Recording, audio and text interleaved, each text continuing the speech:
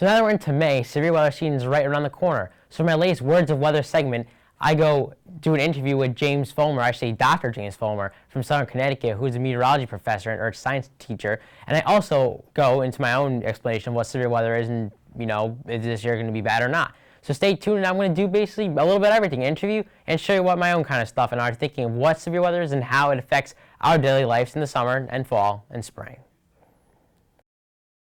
Nationwide, we see just about every type of severe weather each year, from hurricanes and blizzards to tornadoes and even mudslides. But for my episode, I focus on severe thunderstorms since that's what affects New England the most in the summer. Though hurricanes are just as bad, but severe weather is more common, and this is how and why it happens here in New England. Warm, moist air. It doesn't have to be unstable because it can be forced upward like up a mountain slope. So you need lots of warm, moist air because that's the lightest possible air. Moist air is light air, not dense air. Moist air is light.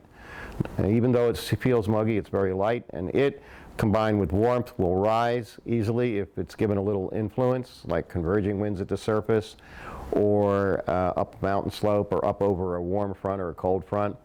And you'll get thunderstorms that way, but you need the moisture and the forced rising of the air. You really need those higher dew points. You can get away with moderate dew points, but then you need a lot of uplift. So severe weather, what is it? Well, we found out from Dr. Fulmer what it is, but how does it happen and how does it affect your daily life? Well, here's a good setup of what can happen. This is basically Tornado Alley. You've probably heard of it. It's basically in the heart of the country. And what normally happens, you have the warm, moist air from the Gulf pumping in as the cool Canadian air kind of gets forced down. And in between the two clashes of air, well, they really don't like each other. It's like, opposites attract, and, well, these kind of do too, because they don't really like it. So basically what happens is the cold front, basically, you have a big, powerful cold front with a low pressure, and, along the cold front, basically severe thunderstorms happen, and that just happens because there's the two clashes of air masses, and the warm air overrides the cold air, and that basically what creates thunderstorms. And that can be very dangerous in the summer, and that's what happens in the Northeast, in the West, basically anywhere across the U.S. in the northern hemisphere in the summer. Now here's another good image of what can happen, and this is a more general image brought to you by AccuWeather.com, and this shows how you get the warm, humid air again pumping up from the Gulf of Mexico, and then you have a jet stream which basically moves weather, and then in between the jet stream, this is the warm air and this is the cool air, and the jet stream is more likely in the summer going to want to ride north, and as it does, it's going to pull in the cool, dry air more north, so it's going to basically have a line of thunderstorms probably right around there, and that can cause pretty nasty weather come, May, June, July, and our severe weather season in Connecticut and the Northeast is usually from mid-May to about mid-August is usually the worst of it, but you can still get it in April and even in November. And then this is why we have our chance to see severe weather every season. This is a classic setup when you have very steamy air over us, and as you can see here, this is the highest risk, and actually in this map, which was last summer, I found this was northwestern Connecticut, and basically you have the crazy air mass stuff going on, so to speak, to get a little less technical, and you have extremely cool and dry air behind it, and so hot and humid air, temperatures in the 90s, near 100, dew points in the upper 60s, and that's just fueling storms, and that's why you can see tornadoes and hail and lightning and thunder and everything else, and that's why we do get a chance for a tornado every season in Connecticut. Doesn't mean it will happen, but the chance is there every single year. And this is one of the biggest players, the dew point. You can clearly see where it's obviously blue and yellow and green.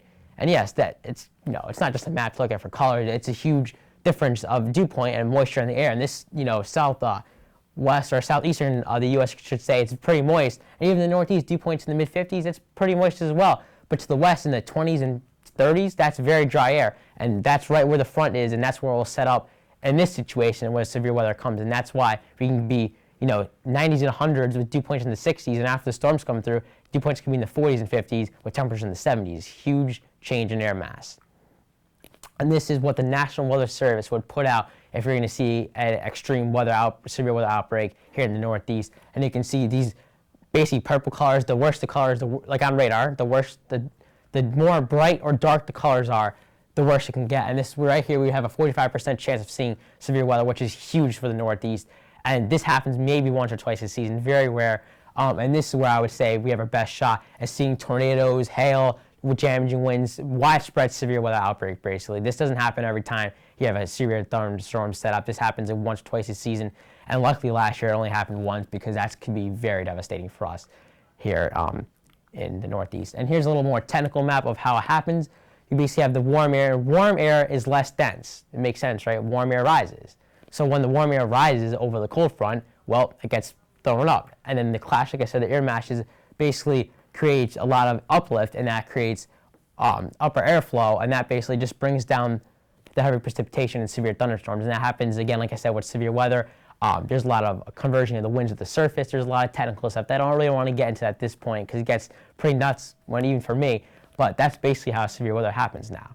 So, guys, Weather Edge, Connecticut's weather team, and obviously I'm a part of it, as you probably all know already, and that's the best place to stay tuned for severe weather all season long, all summer long, and if anything breaks midnight or midday, you can trust Weather Edge. So guys, thanks for joining Words of Weather. I'm Zack Duhaime. Next time I have a look at hurricane season, and that's coming up too, and it could be an active season for us in the Northeast as well. So thanks for listening in. Zack Duhaime, Words of Weather.